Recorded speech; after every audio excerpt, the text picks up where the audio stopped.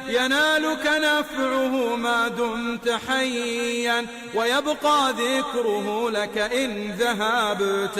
الإخوة المسلمون، من الآفات التي فشت في المجتمعات والتي تظهر وتكشف ما تكمنه القلوب من انحرافات تحريف الكلم عن مواضعه. Mes chers frères, un des fléaux qui nous touche aujourd'hui, qui s'est malheureusement répandu dans nos sociétés et qui trahit ce qu'il y a au plus profond des cœurs comme déviance, c'est cette tendance à déformer le sens des paroles, le sens des mots, à travestir les idées, à altérer le sens des textes. وقد ذم الله تبارك وتعالى اليهود ولا سيما أحبارهم لتحريفهم الكلم عن مواضعه. Allah subhanahu wa ta'ala a d'ailleurs blâmé le comportement de certains juifs et en particulier leurs prêtres car ils déformaient les paroles de Dieu.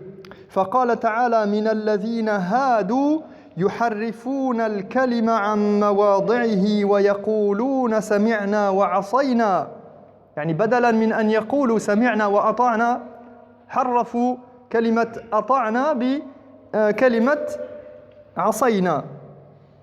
واسمع غير مسمع وراعنا ليا بألسنتهم وطعنا في الدين.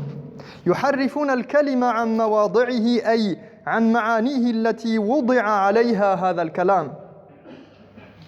Allah subhanahu wa ta'ala nous dit, parmi les juifs, certains altèrent le sens du discours, c'est-à-dire qu'ils détournent les mots de leur sens d'origine. Ils détournent les mots de leur sens d'origine. Et ils disent, nous avons entendu et nous refusons d'obéir. Au lieu de dire ce qui convient de dire normalement lorsqu'on entend la parole d'Allah, nous avons entendu et nous obéissons. Et il s'adresse au prophète sallallahu alayhi wa sallam en lui disant, écoute-nous, c'est plutôt toi qui dois nous écouter. Ou bien, dans une autre compréhension du verset selon les mufassiroun, en espérant au fond d'eux qu'ils ne t'écoutent pas, que tu ne les écoutes pas. En espérant au fond d'eux qu'ils ne les écoutent pas, c'est-à-dire Muhammad sallallahu alayhi wa sallam. Donc ils s'adressent à lui et lui disent « Écoute-nous », mais en fait, en vrai, c'est même pas parce que cette manière de s'adresser au prophète sallallahu alayhi wa sallam, normalement vis-à-vis du message, et c'est ce qui est dit après, parce qu'ils disent et ils ajoutent « Aie des égards pour nous, ra'ina ». Écoute ce que nous avons à te demander. Normalement, c'est pour pouvoir se soumettre. Nous avons des questions à te poser vis-à-vis de ton message pour pouvoir comprendre ton message. Alors qu'ici, Allah nous dit, ils ajoutent, ils disent, en employant le terme équivoque ra'ina, qui est dérivé de la folie, de la négligence, de l'étourderie, avec pour intention de dénigrer la religion. Donc, ils s'adressent au prophète sallallahu alayhi wa sallam pour dénigrer ce qu'il dit. Et ils s'adressent d'une manière équivoque. Ils utilisent des termes qui peuvent sous-entendre une bonne chose et qui sous-entendent en fait une mauvaise chose. Et eux, ils l'utilisent dans le mauvais sens. Donc ce qui doit être considéré ici, en réalité d'ailleurs, c'est le sens donné au mot lorsque l'on parle, et non pas le sens originel du mot. Et ça a beaucoup d'implications dans la vie de tous les jours. قال تعالى يا أيها الذين آمنوا لا تقولوا راعنا وقولوا انظرنا واسمعوا وللكافرين عذاب أليم. أي فرغ سمعك لكلامنا وفي المخاطبة بهذا جفاء فأمر المؤمنين أن يتخيروا من الألفاظ أحسنها ومن المعاني أرقها وقولوا انظرنا أمروا أن يخاطبوه صلى الله عليه وسلم بالإجلال والمعنى أقبل علينا وانظر إلينا ويجوز أن يكون المعنى أخرنا يعني أنظرنا أخرنا وأمهلنا حتى نفهم عنك ونتلقى منك. Dans un autre verset dans Surat al-Baqarah, Allah subhanahu wa ta'ala, il s'adresse cette fois aux croyants et il dit ô vous qui croyez, ne vous adressez pas au prophète en disant, il dit ne dites pas au prophète ra'ina, n'utilisez pas ce terme-là. Pourquoi? Bien qu'en arabe il puisse vouloir dire quelque chose de bien, parce qu'ici il voudrait dire aie un peu de sollicitude pour nous, c'est-à-dire occupe-toi un peu de nous là. Mais il dit, mais dites plutôt unzurna, accorde-nous quelques instants que nous puissions réfléchir sur ce que tu dis. Accorde-nous quelques instants pour que le propos puisse décanter. Et accorde-nous aussi quelques instants, c'est-à-dire sois un peu avec nous le temps d'un moment pour que tu puisses nous expliquer les choses. Donc c'est comme si Allah leur disait, n'utilisez pas des mots n'utilisez pas des tournures de phrases qui sont ambiguës. Et il dit, soyez attentifs à cet ordre, un châtiment douloureux est réservé aux infidèles.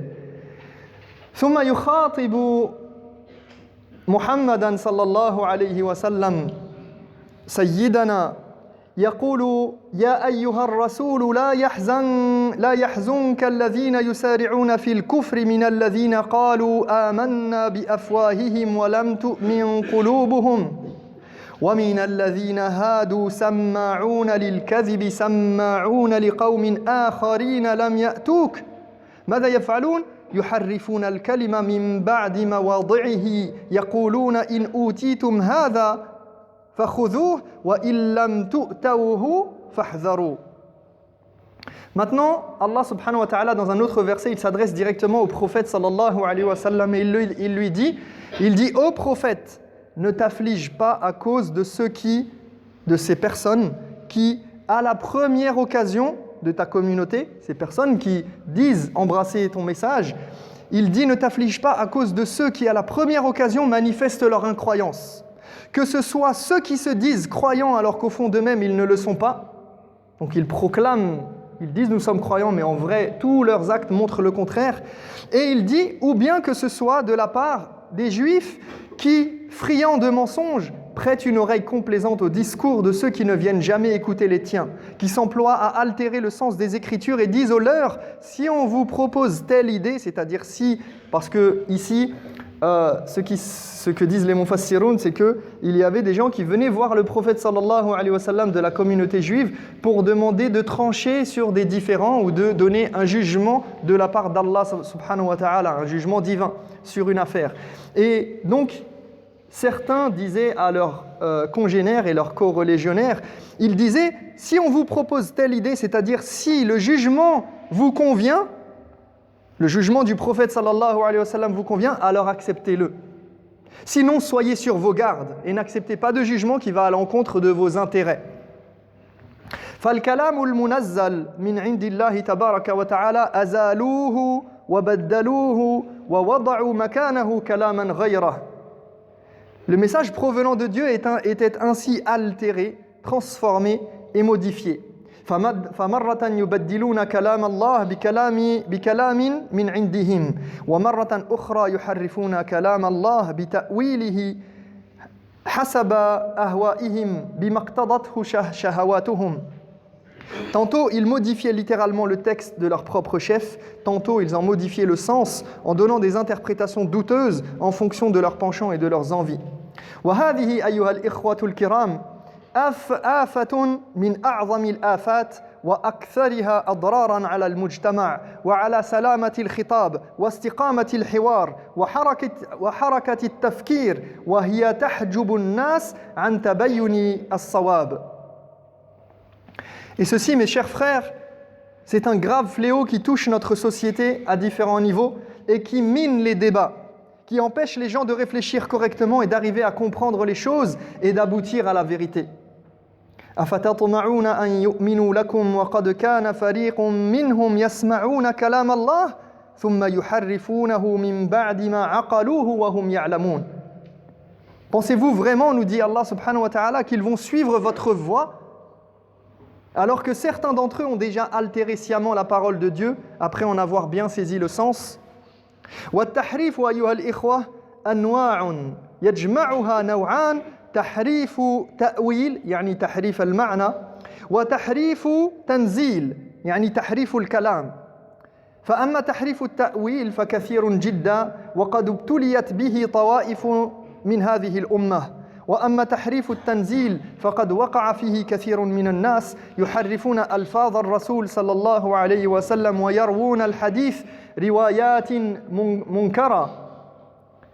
Déformer les propos, altérer les textes peut se faire de plusieurs manières, soit en altérant l'interprétation du texte et donc le sens du texte, soit en modifiant directement le texte. La plupart des sectes de l'islam se sont d'ailleurs formées autour d'une altération de l'interprétation des textes. Mais la modification du message existe également par le fait que les gens modifient les propos du prophète sallallahu alayhi wa sallam, qu'ils inventent des hadiths, qu'ils tronquent la parole. Imaginez quelqu'un qui s'arrête et qui dit « Fawailul lil musallin, wa la taqrabu as-salat » Malheur à ceux qui font la prière. Allah il dit « Ne vous approchez pas de la prière. » Khalas fala la tusalli. Donc tu ne dois pas prier. Wa ma aktharahum fil umma lil asaf ash-shadid. Combien de personnes ont cette aqliya, cette mentalité, cette manière de traiter avec les textes dans la communauté. Donc ils déforment les propos d'Allah subhanahu wa ta'ala, les propos du prophète sallallahu alayhi wa sallam. ولولا هذا القيد في الخطاب البشري ولولا المنع عن تحريف الكلم عن مواضعه لم يعد للرسالة ولا للأوامر والنواهي معنى ولا صارت النصوص كلأ مباحا لكل أحد. Sans ce principe de précaution et sans cette règle dans la compréhension d'un discours et dans l'emploi des mots, le message divin n'aurait plus de sens. Aucun ordre ni interdit ne pourrait s'appliquer et tout le monde pourrait dire ce qu'il veut sur n'importe quel texte. Et malheureusement, c'est ce qu'on voit de plus en plus et c'est ce qu'on trouve. N'importe qui peut parler et dire ce qu'il veut selon sa compréhension, selon ce qui l'arrange. Et après, on ne peut même plus discuter ni débattre de quoi que ce soit, puisque si je te dis va à droite, tu me dis j'ai compris, va à gauche. La droite, ça peut vouloir dire la gauche parce qu'on tourne et donc on reviendra de toute façon à gauche. Tu peux trouver toutes sortes de possibilités. Si un mot ne veut pas dire ce qu'il est censé vouloir dire à la base sur lequel on s'est accordé, on ne peut plus se parler. On ne peut plus comprendre de message. Et le message divin, au premier rang duquel le message divin. D'accord ? En particulier le message d'Allah subhanahu wa ta'ala qui s'adresse à l'humanité. D'ailleurs, pour ceux qui ont l'habitude de cette manière de penser ou des différentes théories qu'il peut y avoir sur la réflexion humaine et sur la pensée, eh bien vous trouvez des gens dans le monde arabe notamment, et même ici, mais souvent avec le texte coranique, qui vous disent « le Coran, personne ne peut le comprendre ». Allah subhanahu wa ta'ala, il a envoyé un message si complexe que personne ne peut comprendre. Personne ne peut le comprendre. Et donc, quelle est l'utilité d'un texte qu'on ne peut pas comprendre ?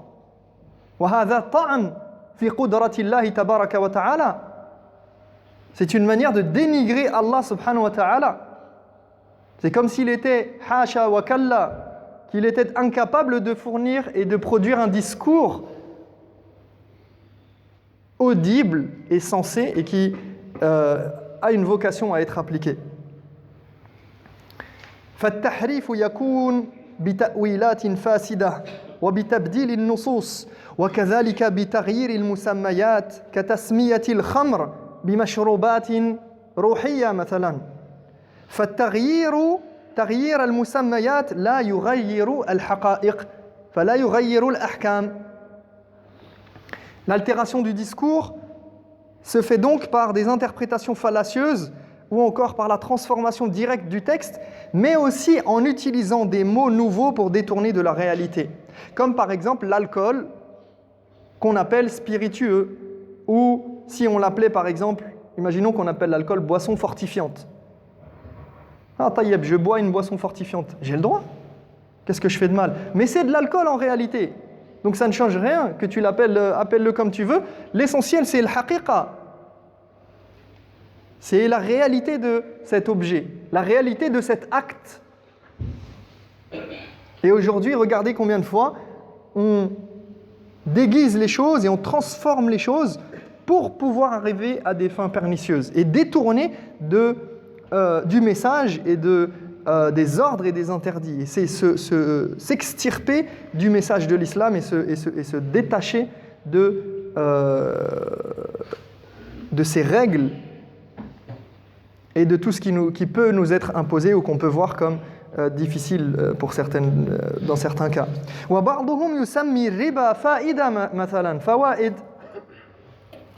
Certains appellent l'intérêt usuraire par d'autres noms pour déguiser l'interdit.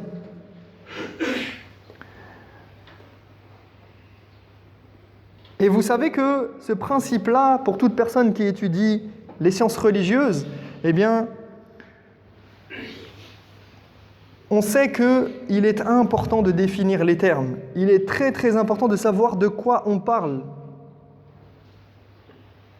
فالحكم على شيء فرع عن تصوره. On ne peut pas juger quelque chose sans avoir bien compris la question, sans savoir de quoi on parle, de quoi il est question. فنسأل الله تبارك وتعالى أن يهدينا لما يحب ويرضى. أقول قولي هذا وأستغفر الله لي ولكم فاستغفروه إنه هو الغفور الرحيم. الحمد لله رب العالمين والعاقبة للمتقين ولا عدوان إلا على الظالمين وأشهد أن لا إله إلا الله وحده لا شريك له وأشهد أن محمدا عبده ورسوله صلى الله عليه وسلم وبعد. هذا الكلام له تطبيق في كثير من الأمور وخاصة في العقيدة مثلا. Cette conception et ce principe s'appliquent dans beaucoup de domaines, comme je l'ai dit, et en particulier, ou en tout cas aussi également dans la croyance. Et vous savez que, par exemple, fi bab asma'illahi al-husna wa sifatihi al-ula, sur la question des noms et des attributs d'Allah subhanahu wa ta'ala, il y a des gens de la communauté qui se sont égarés parce qu'ils ont détourner, déformer les termes, des choses qu'ils ne voulaient pas accepter, que leur esprit ne pouvait pas comprendre, eh bien ils ont préféré les interpréter ou les déformer ou les altérer. Comme Allah subhanahu wa ta'ala qui dit ثُمَّ اسْتَوَى عَلَى الْعَرْشِ, il s'est établi sur son trône. فَقَالَ بَعْضُهُمْ اسْتَوَى بِمَعْنَى اسْتَوْلَى. Ils ont dit istawa ne veut pas dire s'établir, mais veut dire prendre possession, avoir sous son emprise. Et ceci est une déformation claire et une altération claire du sens de istawa et de ce que dit Allah subhanahu wa ta'ala et de ce vers quoi abondent les textes religieux. Et c'est un exemple parmi tant d'autres. وهذا من الإلحاد في أسماء الله وصفاته تبارك وتعالى وذروا الذين يلحدون في أسمائه. Cela fait partie de la déformation du sens des textes et de ce qu'Allah subhanahu wa ta'ala a voulu dire et ce qu'il s'est attribué, comment il s'est décrit et comment le prophète sallallahu alayhi wa sallam l'a décrit. فالمسلم لا يحرف الكلمة عن مواضعه ويسمع ويطيع لكن لا يعني هذا نفي التأويل مطلقا لأن التأويل مقبول ما دام يلتزم بقواعد فهم النصوص. Donc le musulman, il n'altère pas le discours et surtout pas les textes religieux. Il écoute dans la volonté d'obéir. Sami'na wa ata'na. Voilà pourquoi il écoute, pas pour chercher une échappatoire, pour essayer de ruser avec les textes. Mais cela ne signifie pas qu'on renie toute interprétation des textes. Sauf que l'interprétation, at-ta'wil, doit se faire dans un cadre en suivant les règles logiques de compréhension des textes et les règles établies par les ulama. وعدالة المسلم تقتضي لتستقيم حركة التفكير أن يلتزم النزاهة الفكرية في كلامه وخطابه وانتقائه للألفاظ والكلمات والمصطلحات وفي تحليله واستنتاجه.